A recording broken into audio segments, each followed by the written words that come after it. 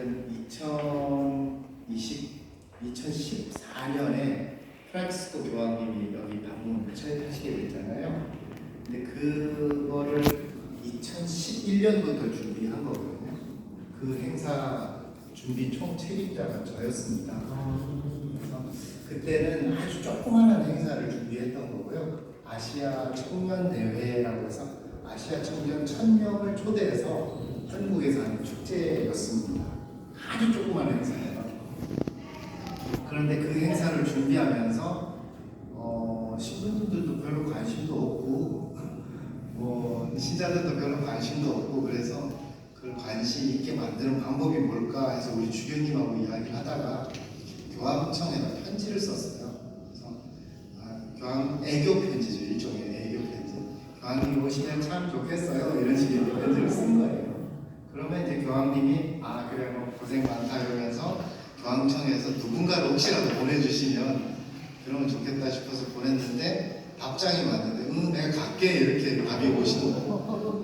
이건 말이 안 되는 이야기거든요. 사실은 2027년에 지금 서울에서 세계 청년 대회라는 걸 준비해요. 그게 원래 올림픽이나 월드컵처럼 이거는 이제 3년에 한 번씩 대륙별로 돌아가면서 하는 축제인데 천주교 국가에서만 했었어요. 근데 이번에 천주교 국가 아닌 것으로는 아마 거의 처음 하는 게 한국에서 하는 2027년 축제인데 그게 유럽에서 하게 되면 보통 젊은이들이 모이는 숫자가 한 250만 명 이렇게 모여요. 어마어마한 축제. 지난번 브라질에서 했을 때는 400만 명이 모인 축제거든요. 그거는 정말 엄청난 축제. 그런 축제가 교황청에서 기획하는 축제고 제가 기획했던 거는 아시아 청년들 1000명 와서 하는 행사였어요. 그래서 이거 당연히 안 오시는 거라고 생각했는데 교황님은 갖게 하는 바람에 이제 난리가 나는 상황이었어요. 아무튼 그 행사를 하면서 2014년도에 교황님이 오셔서 마침 그 아시아 22개 나라에서 젊은이들이 여기에 왔으니까 그 젊은이들을 데리고 온 주교님들과 교황님께서 같이 만나서 대화하는 장소가 바로 여러분들이 앉아 계신 이 장소입니다. 여기서 교황님하고 젊은이들, 주교님들하고 대화하시고 같이 식사하시고 여기서 성지 한 바퀴 둘러보시고 그리고 저쪽으로 해미 육성에 가서 회막 행사를 했던 거예요. 그 행사인데 그 전에 이제 이 성지가 어떤 곳인가 말씀드리면 지금 실리 다녀오셨어요? 솔메하고요. 이 여기서 이렇게 여러분이 차에서 내릴 때 그 뒤쪽을 보시면 큰 산이 하나 있거든요. 이게 서산의 내포 지역은 다 평지인데 평지의 한가운데 산이 하나 있는 겁니다. 그게 가야산이라고 하거든요. 가야산이 저기 인도에서 보면 방글라데시하고 연결되는 그쪽 지역에 부다가야라고 하는 곳이 있는데 거기가 석가모니 부처님이 거기서 보리수 나무 밑에서 깨달음을 얻었다고 하는데 거기 지역 이름이 부다가야거든요. 가야라는 이름이 한국에 들어와서 이렇게 자리를 잡게 된 대로 어원이 어떻게 되는지 정확히 모르겠습니다만 이쪽 가야산 쪽에는 불교 쪽에서 어마어마한 당신들의 성지라고 생각하는 곳이에요. 당신들은 여기에 굉장히 많은 의미를 부여하고 있고 이 가야산 안에는 많은 이야기들이 지금까지 전해져 오는데 봉우리 중에 하나는 원효봉이라는 것도 있습니다. 원효봉이라는 말은 그 불교 쪽에서 하는 이야기는 뭐냐면 원효대사가 그 해골에 물 담그고 마셨던 그 장소가 여길 것이다 라고 생각해서 봉우리 이름 원효봉이라고 했고요. 사실 원효대사가 해골 이렇게 마신 이야기는 이쪽 저쪽 여러 군데서 여기다 이렇게 주장하니까 그 중에 한 군데라고도 볼 수 있고 여기는 또 재밌는 게 우리 여기 성지 신부님하고 여기 이 지역의 천주교 학교 신부님하고 저하고 여기 성지 보좌 신부님하고 같이 축구를 해요. 매주 모여서 축구를 하는데 근데 우리 신부님들만 축구를 하는 게 아니라 여기에 누가 같이 한 팀으로 뛰느냐면 가야산 안에 있는 일랍사 주지스님 저기 문수사 주지스님, 여기 감월도 주지스님 이런 분들이 같이 해서 천주교, 불교 신부님, 스님들 날아다닌다 그래서 팀 이름이 천불난다. 팀을 만들어서 축구를 일주일도 하고 마을 이장님들하고 같이 한번 붙어서 축구하고 한서대학교 교수님들하고 한번 하고 이런 식으로 동네 분위기가 되게 재밌는 분위기예요. 근데 그럴 만한 이유가 있는 게 뭐냐면 여기에 불교에서는 가야산 안에 절이 그 조선시대만 하더라도 100개가 있었다고 해요. 그래서 절과 절 사이를 스님들이 왔다 갔다 하는 그 길을 깨달음의 길이라고 이제 불교 쪽에서 이야기를 하고 있고, 그 다음에 왜 대원군이 자기 아버지 묘지를 어떻게 쓰느냐에 따라서 자식들이 왕이 되느냐 안 되느냐 이거 가지고 해서 어디 가서 절에다가 불 질러가지고 거기 아버지 묘를 썼다고 하는 이야기가 전해 오잖아요. 거기가 가야사라는 절이었는데, 그리고 거기를 불태워서 남영군 묘지를 만들어가지고 거기가 바로 이 가야산 안에 있어요. 그 다음에 또 여기에 또 불교에서 또 뭘 이야기를 하냐면 뭐 우리 옛날부터 있었던 서산 마의 삼종 불상도 여기에 있고요. 그 다음에 불교가 고려시대 때 불교가 번창하면서 사실은 많은 이제 안 좋은 일도 많이 있었기 때문에 조선시대는 불교를 배척하자라고 해서 이제 유교 중심 사회가 됐잖아요. 그럴 때 이제 숭유 억불 정책 때문에 불교는 점점 밟혀서 이제 점점 사라져가는 그 시기에서 거의 이제 일제시대 때 왔을 때는 거의 불교가 다 죽어 있는 상태인데 그거를 조계종이 다시 일어나게 되는데, 그때 등장했던 스님이 경허 스님이라는 분이 계세요. 그분이 깨달은 자리도 또 여기예요. 그러니까 여기는 뭐 그 경허 스님의 제자 스님이 뭐 안공 스님, 해월 스님 이런 분들이 수덕사에서 큰 스님으로 이제 자리를 잡게 되고, 그래서 이쪽은 거의 불교의 성지인 거예요. 근데 스님들이 볼 때는 우리는 백제시대 때부터 여기서 우리 땅으로 알고 있고 여기는 불교의 성지라고 생각하고 있는데, 갑자기 일제시대 이후에 갑자기 천주교 쪽에서 자기네 성지라고 그러면서 막 교황님도 오고 막 난리치고 이러니까 되게 이상하게 생각하는 거죠. 이게 도대체 뭔 일이냐 이런 거죠. 근데 이제 그 이야기에서 무슨 일이 있었냐면, 사실은 여기에서 무슨 사건이 있었는지는 사람들이 다 기억 속에 사라져서 없어졌던 이야기, 파묻혔던 이야기예요. 이 모든 이야기가.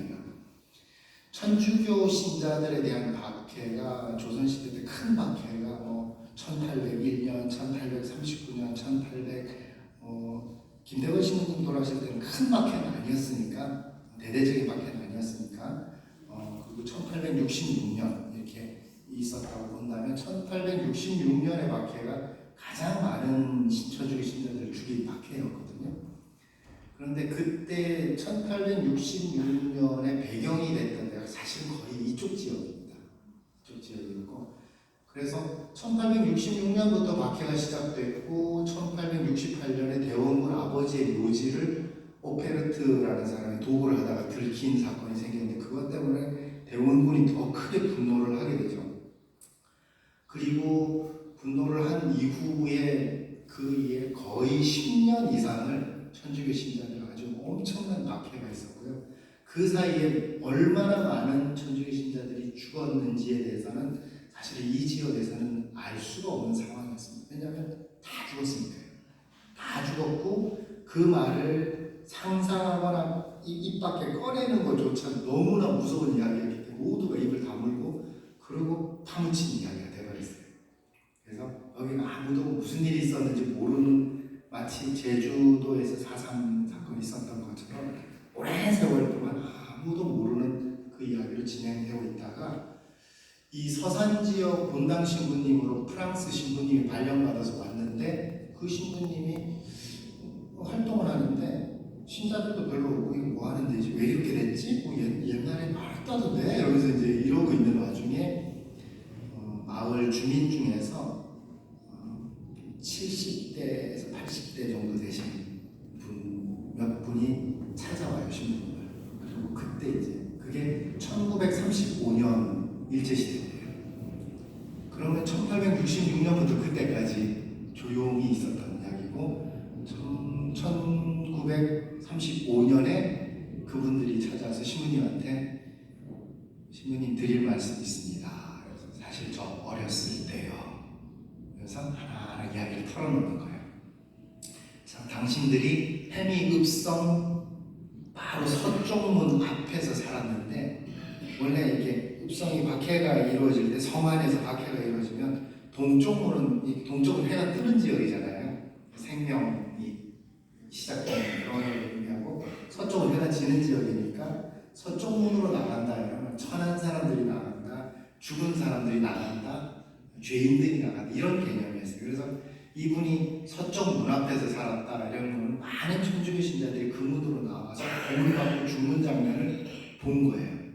근데 그 문 밖으로 나오게 되면 개울이 흘렀고 그 개울 위에 조그마한 다리가 있었는데 그 다리 위에서 그렇게 많은 사람을 죽였다는 거예요. 다리 위에서 머리를 깨트려서 죽인 거예요. 그리고 그 읍성 안으로 들어가 보면 자기가 어렸을 때 그 읍성에 들어보면 그 안에 호야나무라고 하는 우리 회화나무인데요. 호야나무, 충청도 사투리인가 봐요.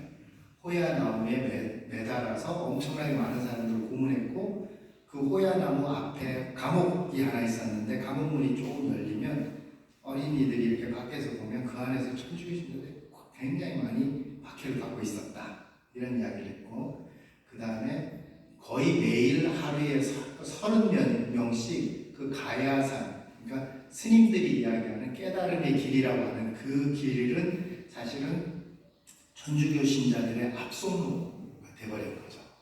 그게 겹치는 거예요.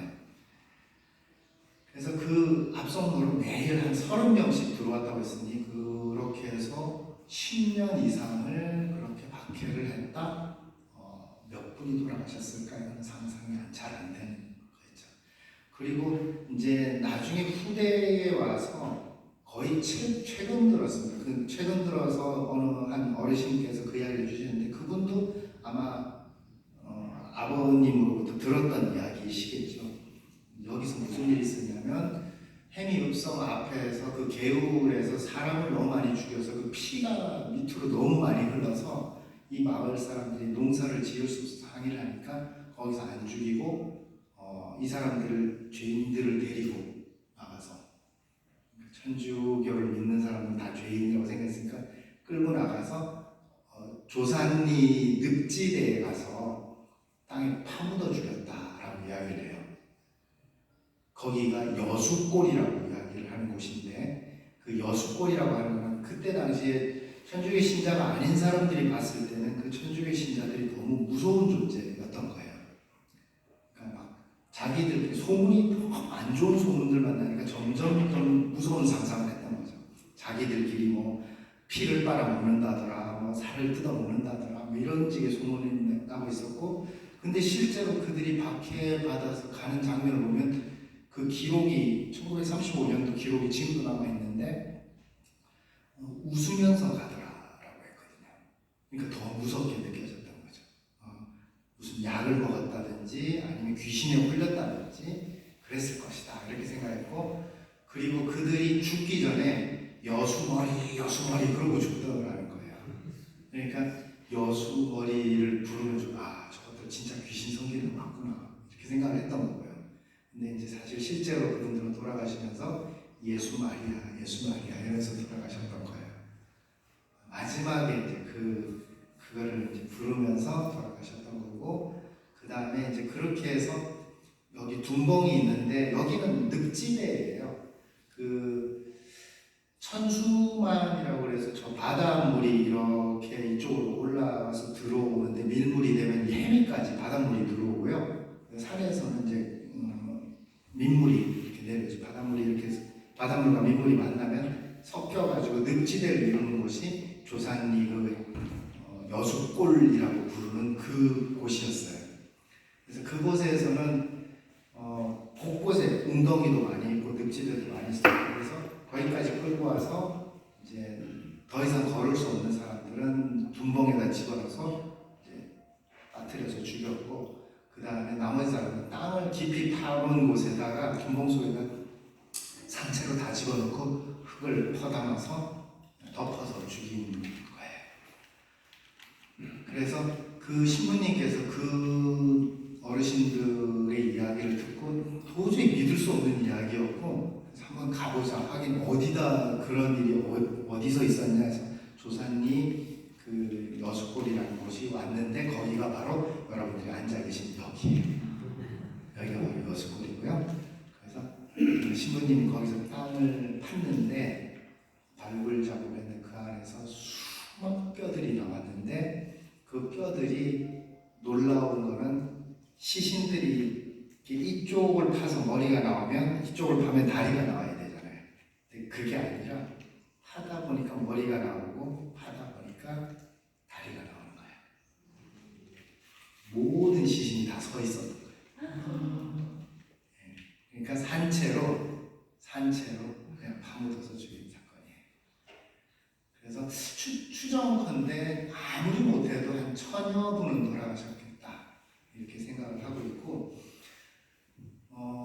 그리고 그때 그 해미읍성 바로 앞에서 나왔을 때 그 개울을 건너는 돌로 된 다리, 그 다리 위에서 많이 죽였는데, 그때 죽일 때 자리개질을 해서 죽였다라고 이야기를 해요. 자리개질이라는 말이 정확히 무슨 말인지 잘 모르겠어요. 자리개줄이라는 거는 충청도에서 있는데, 자리개질이라고 아마 벽단 같은 걸 이렇게 묶어서 이렇게 패대기 치는 그런 형태의 형벌이지 않았을까 하고 추정을 해보고 있어요. 그렇게 해서 근데 그 자리개돌이 1980년대에서 저기 해미읍성 서쪽문이 아스팔트 깔고 그러면서 그 돌이나 이런 것들이 다 그냥 버려지는 그런 상황이 돼서, 이 성지를 개발하시는 신부님은 이제 1980년대 그 돌들을 가져와서 이 성지에다 다 이렇게 모셔두게 됐고요. 그때 당시에 그 일제시대 때 발굴했던 그 모든 뼈들은 이걸 어떻게 해야 될지 모르는, 너무 천주교 신자들 그때 당시 너무나 가난했기 때문에 이미 뭐 조상 대대로 재산 다 뺏기고 아무것도 없는 상황이었기 때문에 뭐 어떻게 모시지도 못하고, 여기는 자체가 늪지대였기 때문에 뼈를 껴안고 이제 울어야 되는 상황인 거죠. 근데 이제 마침 어떤 큰 선산을 가지고 계시는 어떤 큰 집안에서 당신들의 선산 제일 높은 곳에 그 순교자들의 유해를 모시겠다고 해서 그쪽에 모셔놨다가 이제 성지가 나중에 1980년대 이후에 개발되고 나서 이쪽에 다시 모시게 됐습니다. 그래서 이 안에는 기념관도 전시관이 뒤에 있고요. 그 다음에 그 안에 이쪽에 보면 진동봉 하나를 그냥 하나 잘 조성해서 옛날하고 똑같은 모습은 아니고 좀 조성해서 만들었고, 그 옆에는 해미읍성 성문 앞에 있던 다리, 그걸 이제 갖다 놨는데 그 다리 이름이 자리갯돌이라고 이야기를 해요. 자리갯돌이라고 그러고, 그것이 이제 다른 신자 아닌 사람들이, 천주교 신자가 아니고 그냥 일반 그리스도교를 모르는 사람들이 볼 때는 그냥 원한 맺힌 영혼들이 있는, 여기는 귀신이 득실되는 그런 동네처럼 그렇게 여겨지고 있어요. 근데 저 아직까지 여기서 지금 4년째 살고 있는데 아직까지 귀신은 못 본 거예요.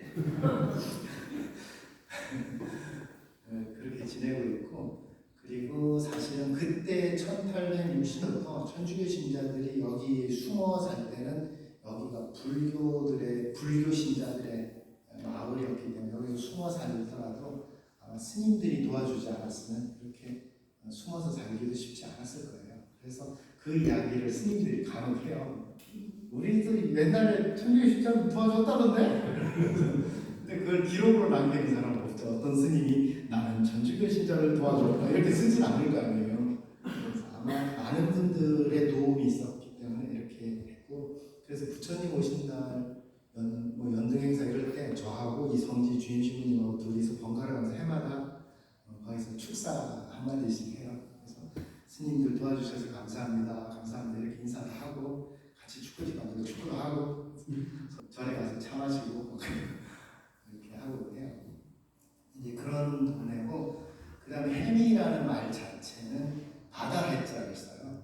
바다 해자 쓰고 아름다운 밑자, 아름다운 바다라는 뜻인데 왜 바다도 없는데 왜 아름다운 바다예요? 그러니까 저기 천수만 쪽에 옛날에 왜 정주영 회장이 뭐 이렇게 뚝을 막으려고 하다가 뭐 마지막에 잘 안 막힐 때 뭐 큰 배를 침몰시켜서 물길을 막아서 뭐 뚝을 만들었다고 하는 그게 이제 천수만인데 그거를 막지 않았으면 바닷물이 여기까지 올라오는 거죠. 그래 막혀서 지금 안 올라오는 건데 근데 이제 저는 여기서 4년을 살면서 우리 선조들, 신앙의 선조들의 이야기를 해미라는 단어하고 좀 섞어서 그렇게 해석을 하고 싶은데 아름다운 바다라고 할 때 그 아름다운 바다 어떻게 만약에 이걸 영어로 표현하면 어떻게 표현할 수 있을까를 혼자서 생각을 해봤어요. 아름다운 바다는 영어가 짧으니까 뷰티풀 시 그렇게 하려고 하다가 그건 아닌 것 같고 제가 아는 분이 미국에서 공부할 때 햄버거 집에 갈 때 햄버거가 너무 맛있을 때 그 햄버거 가게 이름이 헤븐리라는 이름을 썼대요. 그래서 너무 아름다워서 맛이 너무나 감동스러워서 헤븐리라는 천국 같은 그런 표현을 썼다고 하니까 그래 그러면 헤븐리라는 단어를 우리도 좀 얻어 써볼까 하는 좀 혼자 상상을 해봤고 그리고 이렇게 베이라는 단어를 좀 써서 헤븐리 베이라는 단어를 쓰면서 그냥 그렇게 표현하고 싶어요. 하느님 마음이라고 하는 그 넓은 바다에 자신의 마지막 모든 것을 이렇게 모든 걸 던져서 이렇게 풍덩 빠지신 분들의 이야기가 그 아름다운 곳에 풍덩 빠지신 분들의 이야기가 여기에 있지 않았던가 이런 상상을 합니다. 그래서 그런지 이쪽에서는 저녁에 해미 읍성이 주변으로 해서 이쪽을 보면 석양이 제가 이때까지 태어나서 지금까지 살면서 본 석양 중에 제일 아름다운 석양이 해미의 석양인 것 같아요. 혹시 나중에 이제 혹시 시간 되시고 그럼 저녁 때 혼자 조용히 오시고 제가 교황님 행사 이후에 그 교황님이 오신 것을 기념하기 위해서 청소년 수련원이 만들어졌고 그 책임자가 저거든요.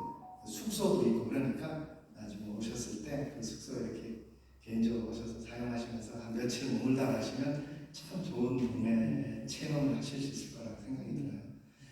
2014년에 교황님께서 여기 오셔서 이걸 둘러보시다가 그 진둔봉 거기를 이렇게 바라보시는데 교황님이 하시는 일은 성인 품에 천주교에서 오랫동안 공덕이 있으신 분들을 성인 품에 올리는 역할을 하는데 그럴 때는 제일 중요한 거는 그 성인이 누군지 알아야 되는 거죠. 이름을 알아야 되는데 근데 여기에서 돌아가신 분들의 이야기를 들으면서 교황님이 너무 놀라신 거예요. 너무 놀라셔서 그 진둔봉 쪽으로 이렇게 바라보는 거 있는데 옆에서 이제 주변님이 설명을 해주셨어요. 여기 이름도 남기지 못하고 한 천여 분이 여기서 돌아가셨습니다. 그런데 교황님 혼자서 계속 중얼중얼 하시더래요. 그래서 뭔가를 들어갔더니 이태리 말인데 센자노메 센자노메 센자노메 자꾸 이러시더래요. 그 말이 무슨 말이냐면 이름 없이 정말 이름 없이 이렇게 혼자서 계속 내내신 거죠. 그 이름도 남기지 못했기 때문에 성인 품에도 못 올리는 이제 그런 상황이신 거에 대해서 너무 마음이 아프셨던 것 같아요. 그러고 나서 이제 다시 로마로 돌아가신 다음에 몇 년 있다가 그 밀라노 성당에서 강론을 하시는데 거기서 그런 얘기를 하셨대요.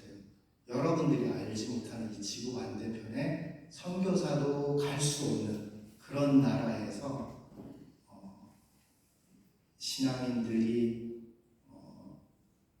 이름도 남기지 못하고 당신의 모든 것을 바쳐서 하느님께 생명을 바친 분들의 이야기가 있습니다.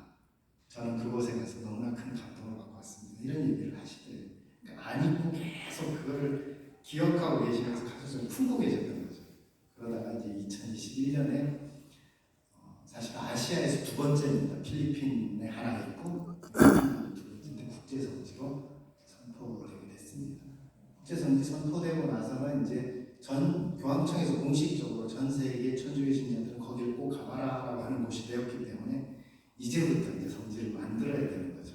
근데 우리는 어떻게 해야 되는 건지 모르고 국제 성지가 뭔지도 모르고 있었고 그냥 우리보다 천주교 신부님들보다 더 빨리 눈치채신 분들은 부동산 업자들 그래서 막 여기다 뭐 모텔 짓고 해야 된다고 막 그러니까 그거를 난개발을 어떻게 해서든지 막아야 되고 지금 순교자들의 유해는 아직도 어디에 묻혀 있는지 모르거든요. 지난번에는 저 개울 한가운데서도 또 발견이 됐기 때문에 어쩌면 개울 건너편에도 굉장히 많이 넓게 분포되어 있을 것이다 라고 상상하고 그냥 이 전체가 성지라고 생각하고 이제는 다 진토가 되셨을 거예요. 지금 어쩔 수 없는 그런 모습으로 같이 기도하면서 이렇게 지낼 수밖에 없는 그런 상황이 됐습니다. 여기까지 말씀드리고요. 이렇게 밖에 나가시면 이렇게 둘러보시면 진동도 있고 그 자리개도 있고 전시관이 기념관이 있고요. 1km 떨어진 곳에 해미 입성이 있습니다. 해미 입성 이렇게 둘러보시고 가시면 될 것 같습니다.